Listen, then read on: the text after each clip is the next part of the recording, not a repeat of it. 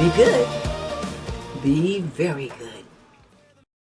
Hey guys, it's me, Yaya Diamond with Dream Chasers Radio. I am trying to be good. I am definitely trying to be good, but I don't think I can be good.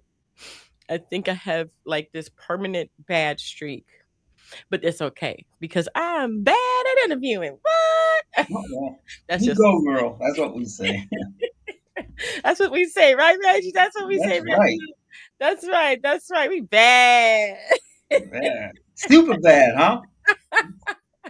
I'm telling you what, and I thank and I am so grateful for Reggie to be here today. Thank you, Reggie, for being here with us, and thank you for the Thank you. book, The Missing Anytime. Mistletoe. Look at that.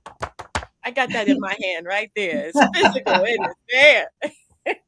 Thank you so much. I had you on the show the last time. Let's kind of go back a little bit. And you were here for which book the last time? It was a successful formula, motivational self-help book. To show you if you get yourself like in any hot water or something, how you can help yourself out of it. And it's like basically, it's a book like whatever lane you choose in life is, you you work it out. You hopefully it's the right lane because at the end of it, it comes rewards, not repercussions. Yeah, definitely. I agree with you. I agree with what's the name? What was the name of the book? A successful formula. That's right. That's right. And we're going to go ahead and put that in the link in the description so that people can actually go and see that interview as well. And Okay. also check out that book too, because we want to make sure that people know you're a proficient writer. Come on. I mean, did you ever think that you was going to be doing like more? How many books do you have? Well, with the poetry book coming out, this will be my fourth book. You go, boy. You so bad. This will be my fourth book. I said, I don't know, something just hit me. It, But you it, know what? It just happens that way when all of a sudden it's like, I want to do this. Like with me, it's not right, but it's what I want to remodel my entire house. My husband thinks I'm amen. crazy, but I'm Hmm. gonna do it. I'm gonna remodel my whole house. And so Hmm. these are just things that hit you that you're like, I think I want to do this. And you just do it. There's no Yeah. excuses as you get older. It's like I'm just gonna do it, And you it's know? it's, it's not it's not a complex challenge. It's something I could do No. because I also do, like you said, I write poems too. Mm-hmm. I know, I know. Wow, wow. So let me go ahead. It says The Missing Mistletoe are eight Hmm. exhilarating fables about Christmas experiences in righting a moral wrong. All end on a high note. Life is rough, but we have to navigate through difficult times. That is beautiful. I absolutely love it. So there is more than one story in here for your enjoyment. I actually love it when people write different stories in one book. Hmm. Because you get different perspectives and it feels like you got more than what you really have. You know what I'm trying to Hmm. say? I Right. absolutely love that. I absolutely love it. So tell me about the Missing Mistletoe and the name and the title. Well, the title, I don't know where it came from. I just thought about it. I said I would try to relate the title that symbolic of Christmas. So I chose the mistletoe. Mm-hmm. And one of the stories in there called "The Enchanted Snow Forest." It's an audio book now. It's all on YouTube. And you know what? Yeah, Mm. the the sky is not the limit. In other words, the deep line has not been drawn in the sands. The views keep mounting up, and it's been almost, you might as well say, a decade.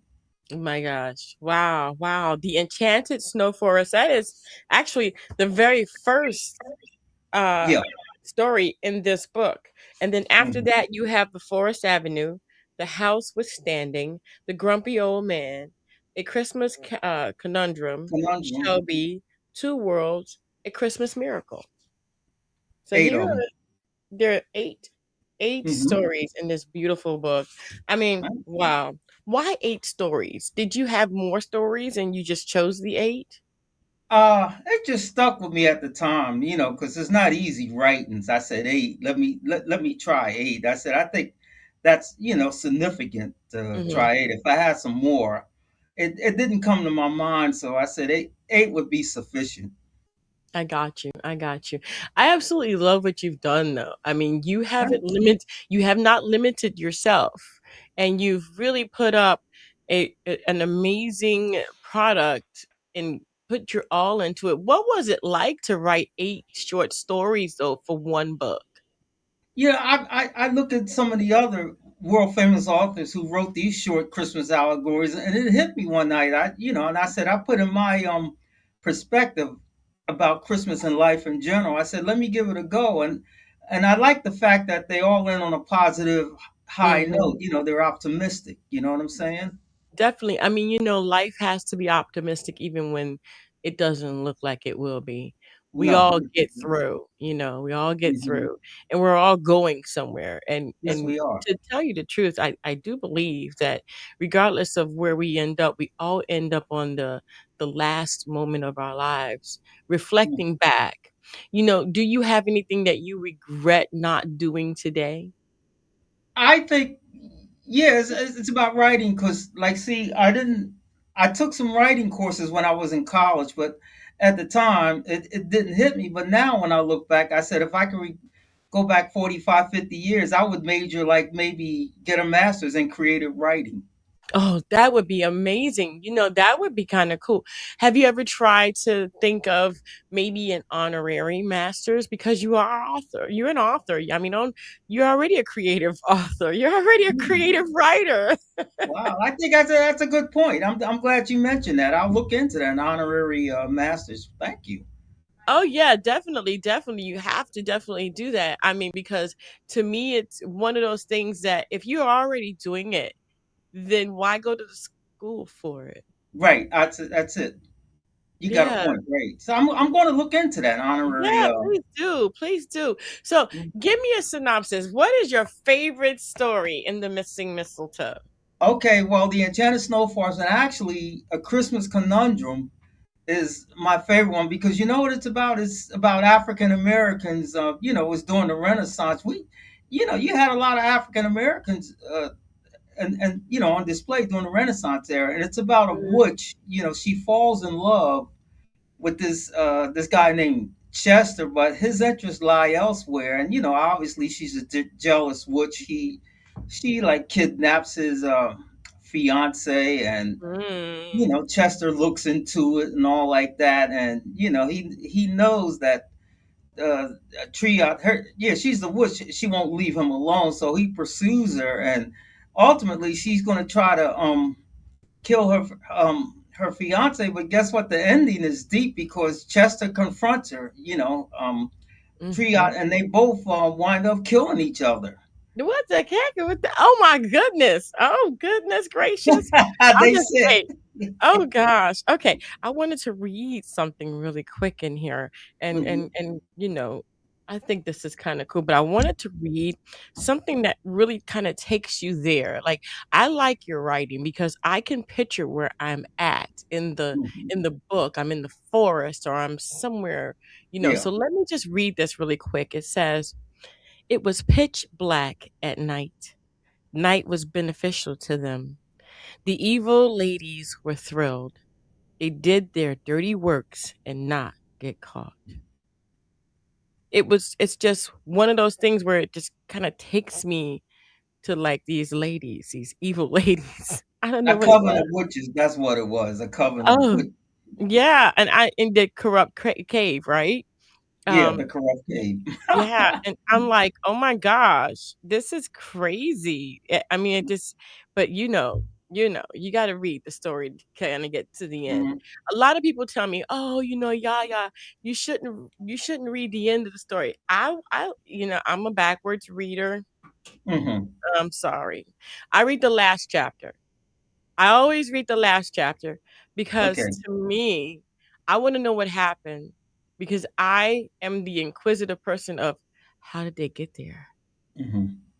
I want to know the history of the whole thing.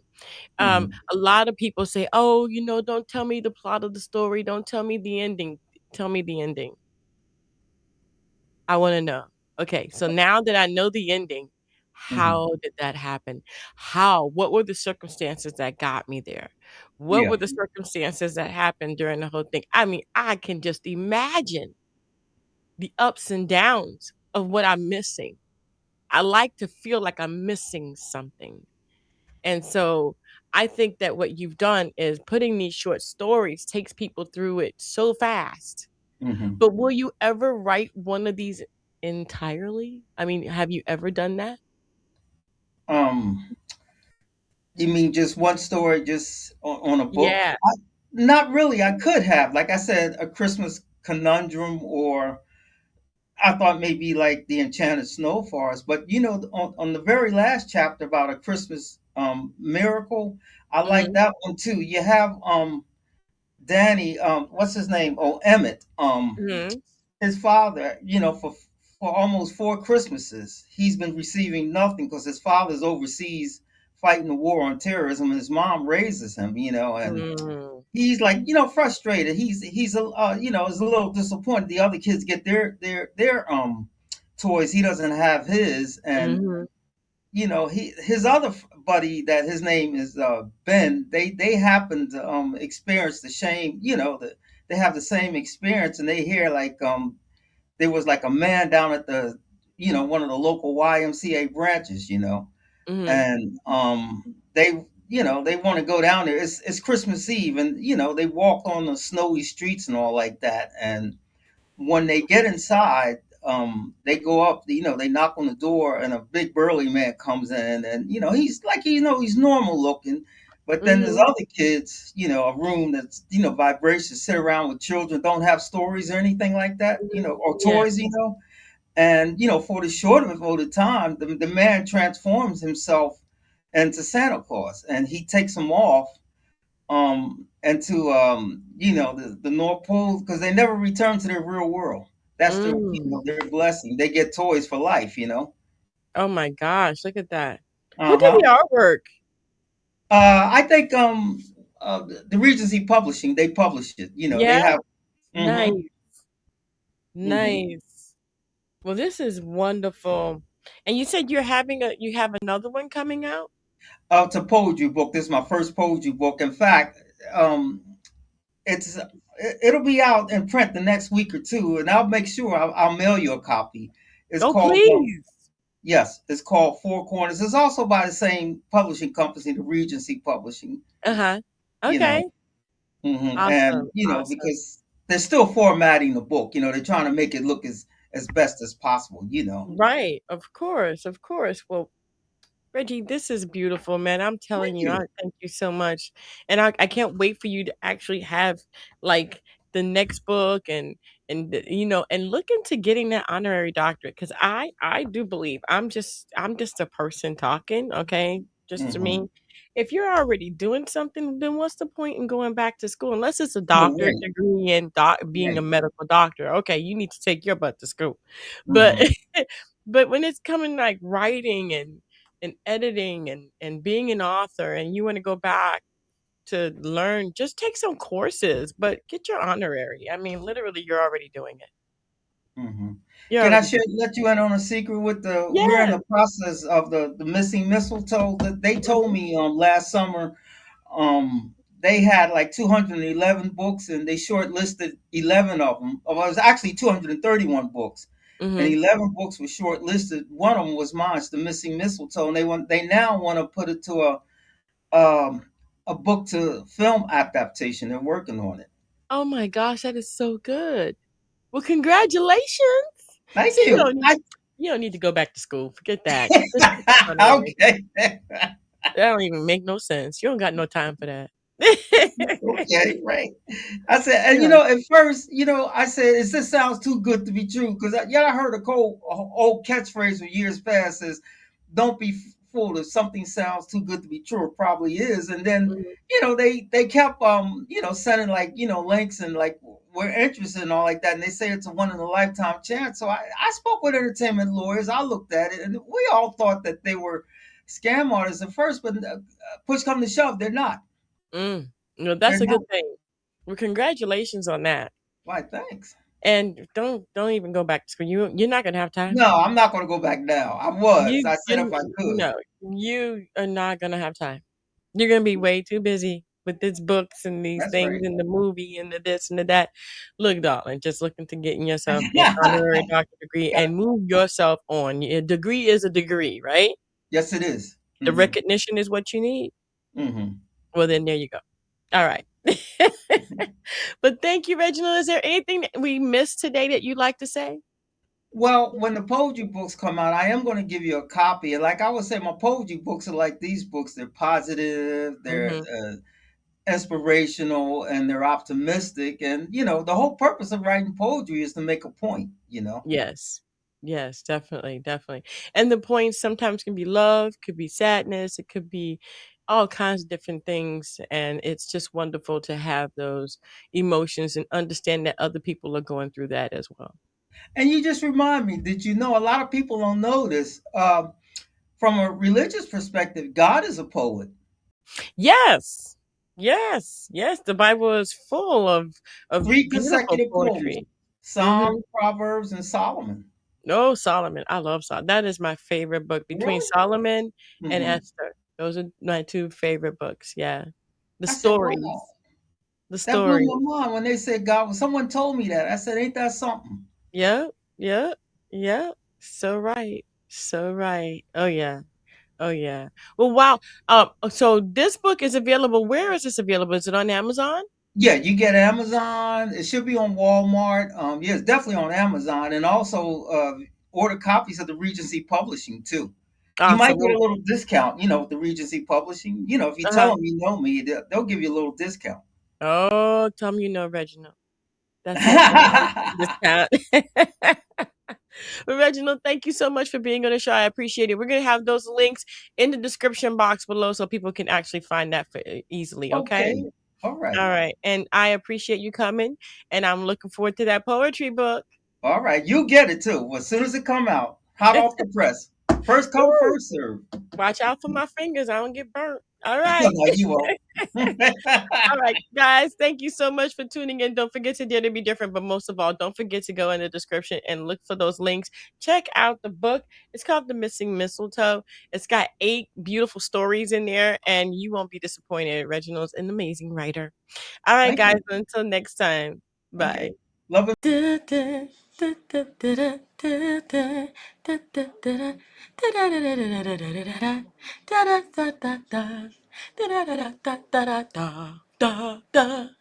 Thank you for watching.